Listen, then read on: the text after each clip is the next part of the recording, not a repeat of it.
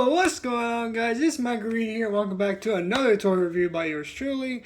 So today I got something a little different for this video, since if you haven't read the title already, this is another Lego review. Yes, I know, I haven't done them in a while, except for like the 1-2 instances I've done. But I feel for this one, why not, right? Just why not? I was kind of debating if I wanted to do a video on this one or not, but nah, heck with it. So, let me change the aspect ratio real quick. Whoop. And let me just drive it in here.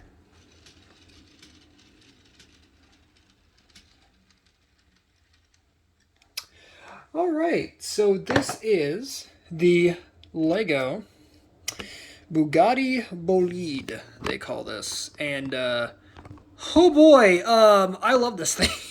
I know it looks massive on the camera here, but that's just because of the camera.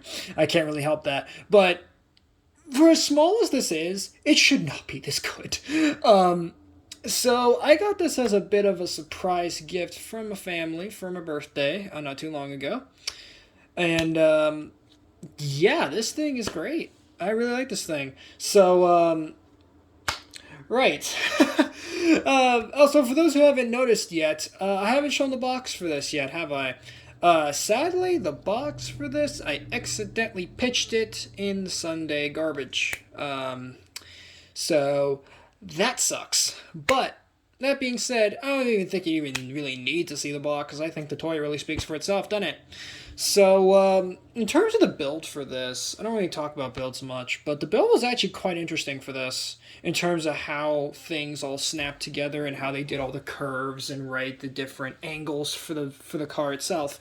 And this thing is great. So let's go over the features of this thing, shall we? So first and foremost, you can see the gear at the top. Actually, let me zoom in so you guys can see. There is a big gear on the top, and when you turn it, the wheels turn, as there is a whole gear system going through the front section of the vehicle here, allowing for the wheels to turn. And if you lift up the hood, which can also be lifted, they don't, oddly enough, they don't show this on the box. And of course, I gotta kind of turn the car here. Ooh, okay. So you guys can kind of see. Bump it into my setup in the back there. But you can see that when I turn it, as you can see, there's a little gear system in the back that you guys can't see. And then there's this front section, which you can see there's a gear there, pushing on this little this little, what do you call it, this little grooved axle sort of piece here, allowing for the wheels to turn. So that is pretty neat. If the hood would like to close. Okay, there we go. So there is that. Also, the doors do open, both sides. So what you gotta do is just go right here and then open up the door. I don't know if you guys are gonna be able to see this. I'm gonna try to get this on the camera, but there is a detailed dashboard in there. It has what looks like a little map in there. Of course, the camera's not picking that up. Not very good at all. There is a steering wheel with a Bugatti logo in there. It does have a little speedometer and representation of where the gear shift would be. And also has a little, what do you call it, glove compartment on the right side. So, that is pretty neat. The seats are detailed. Let me see if I can show you guys that too. Your camera's not going to pick it up. But there are detailed seats in there, which is really a shame because, again, you guys can't see, at least on the camera. On the top here, you do have like this little air scoop design here. Which is pretty cool. And of course, this sort of carbon fiber look of it, as the real car actually does have a lot of carbon fiber on it. Moving on to the back of the vehicle, because there's not really much to talk more about the front, is there? There is a 16-piston engine back here, which is visible. If you lift up the little scoops there, you see those little brown pieces. Yeah, those are the engine pistons, and when you move, there's a gear system in there that will move the pistons of the 16 engine. In this case, it's specifically the W16 engine. So that is pretty cool. And it actually says it right there on the sticker, W16 for the engine, or in this case, W16.4. But, you know, W16 engine, so that's pretty cool. The back of the vehicle, way at the back, you guys can see the tail lights, which is probably one of my favorite design features of this vehicle in real life. Is the LED? I believe it's an OLED display back here, or some sort of light strips back here that give it this really futuristic look. Reminds me a lot of an X-wing from Star Wars. That's what I get out of it. I'm sure everybody gets that out of it. And then you move it over to the side here. Forgot to mention all of these stickers as well. The Bugatti logo right there. Of course, there's another Bugatti logo right there. Well, of course, the French flag, because Bugatti is French, for those who don't know. Then you have the CSR there, which I have no idea what that means. And then you have the Lego logo there, which I don't believe is on the actual Bolide anywhere. And then, of course, you have, well, these are not stickers. These are prints right here of these cross shapes, which I'll talk about more in a minute as I go over the facts of this vehicle. The real vehicle facts, anyway. Then you have what looks like a E with a electric symbol, so maybe there's some electricity in here. I don't actually know for sure. And then at the front here, you do have the iconic arch with the Bugatti logo, which is very hard to see because the camera won't focus. But trust me, the Bugatti logo's there. It's just very tiny, and the camera refuses to pick it up. So, let me go ahead, put this thing on the turntable, which of course it kind of fits. And let's see if I can get the aspect ratio right for this. I doubt it's actually going to show the full thing, and don't hit my setup. Okay, there we go. Got it. Perfect. Okay. So, that's about as good as we're going to get. Hopefully it doesn't hit my turntable. Or doesn't hit the thing. Okay, it doesn't hit the thing. And let's see if I can make that back up just a bit more.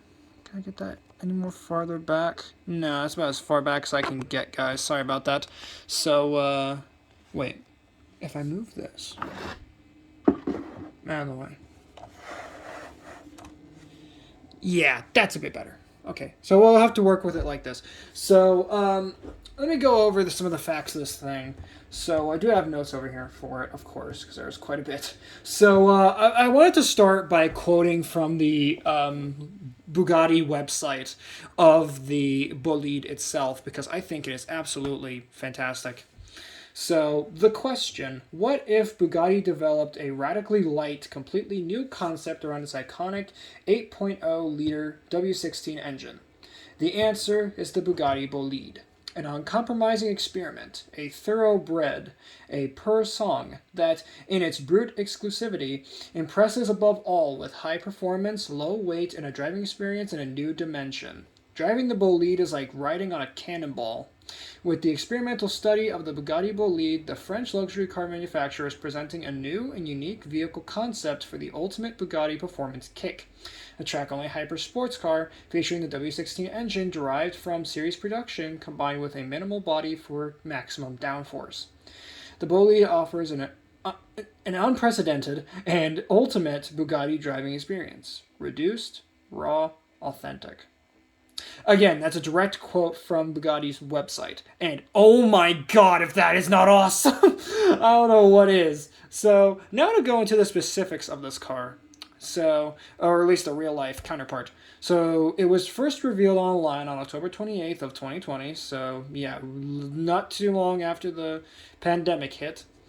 The name of the vehicle is derived from the term Les Bolides, which literally means the racing car in French. Yeah, I know. Sad. I'm sad, too, to know that the name, literally, it's just racing car. Whoop-de-doo. Utilizes, again, their W16 engine, which, apparently, according to Bugatti, has a rate-to-power ratio of 0.91 kilograms, or in parentheses, 0.67 kilograms, 150 pounds of horsepower. Which, that's pretty impressive. So, it is the last Bugatti model to use this engine. Can't forget that. And what's interesting about this one, as well, is that it uses the framework for their iconic Chiron, with some upgrades to the engine allowing for 1,316, I believe that's kilowatts, or 1,824 horsepower, and 1,364 pounds of torque. Holy crap. That's pretty impressive. Again, pretty impressive for a race car, obviously. Main body components are made of titanium, whilst nearly all the body panels are carbon fiber. And again, coming back to that X shape, that is inspired by the Bell X-1 aircraft. So that's pretty cool. And the aerodynamics of this car allow it to generate more than 2,630 kilograms or 5,800 pounds of downforce at 320 kilometers an hour, or 200 kilometers per hour, with 1,810 kilograms for, I believe it's 4,000... Is that 4,000? Oh no, 400 pounds at the rear wing and another 820 kilograms, 1,800 pounds at the front wing. So yeah, pretty impressive stuff. Air scoop on the front,